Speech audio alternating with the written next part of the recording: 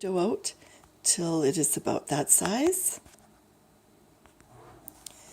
I then put on about half a cup of margarine, never more, sometimes less, and you can see how I've left it around not quite an inch, 3/4 of an inch to an inch. I need that so I can seal it later in the roll. You'll understand later. So I've given it a covering pretty much like throughout. You want it about as even as possible.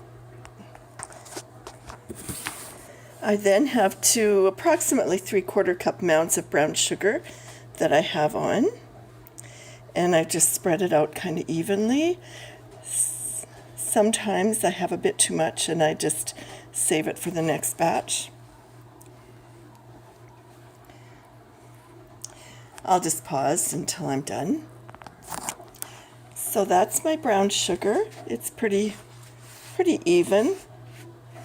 And I have one of these little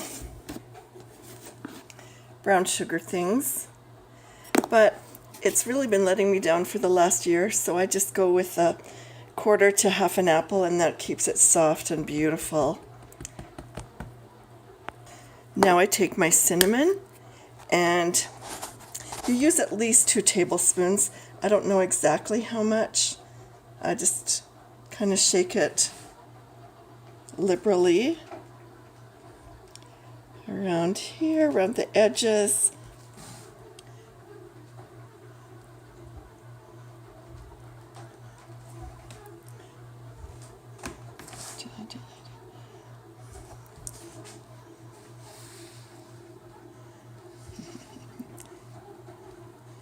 I go a little close because I don't want to spread it everywhere until I get to, after I've got my perimeter done, then I can be a little more liberal. If you hold your thing up higher,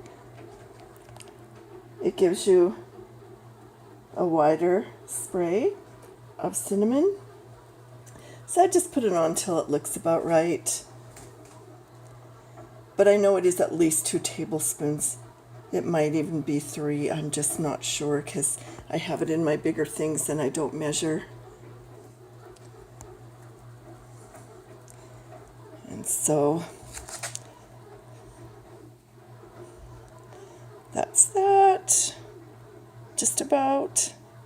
Okay, now I've got it spread. Just to make it even, I'll take my hand and go around in a circular motion, and that just kind of spreads it evenly. Yeah, I don't wear my rings or anything when I do this. I just use really clean hands. And then, when I'm done, if there's a spot that I think looks a little sparse, I'll give it a little bit more cinnamon. But I think this looks okay. Sadly, you don't know if you haven't put on enough till you're eating them. And I did learn once, it's possible to put too much. So I'm going to call this good. It looks fairly even to me. Now to roll it. So I'll do it just one-handed to start, and then I'm going to have to put the camera down. So I just kind of tuck this up and then keep rolling. Sorry, I'm not a good cameraman and roller. Multitasking is awkward with this. So you can see you just keep turning it over.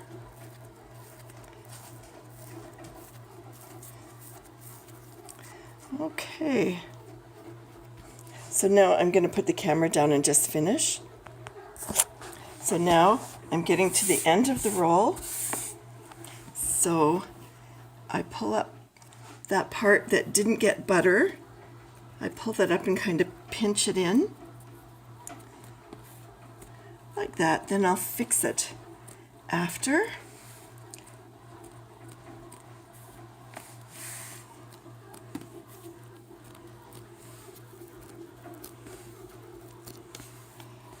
Whoops, I'm really a bad photographer. Okay, so now I'm going to just pinch it better. Make sure it's sealed.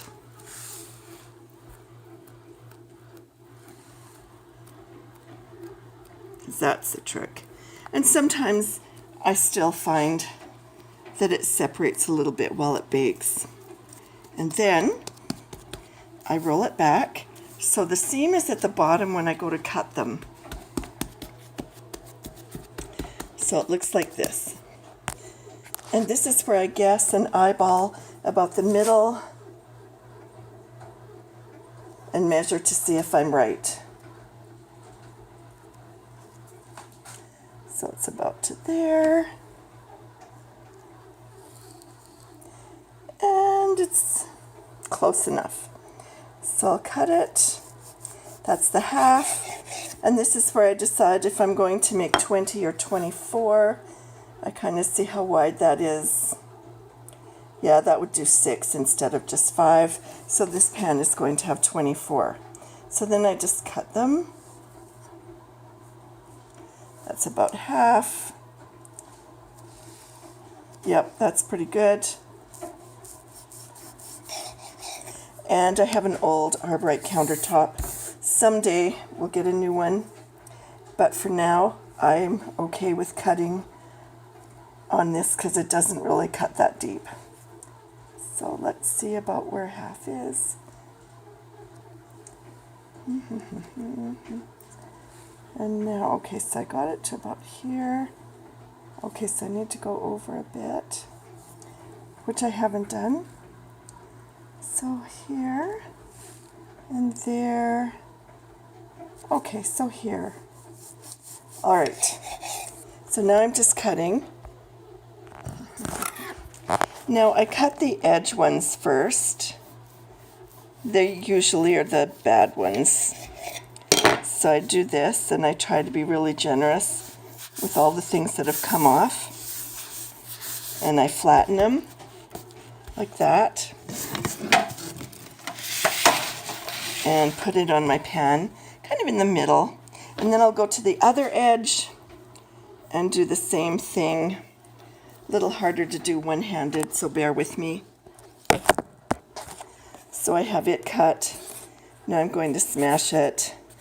And then the weird edge is the one that's on the top that I've smashed and put things on. I thought, looks like I did it that way, so I'll flip it back.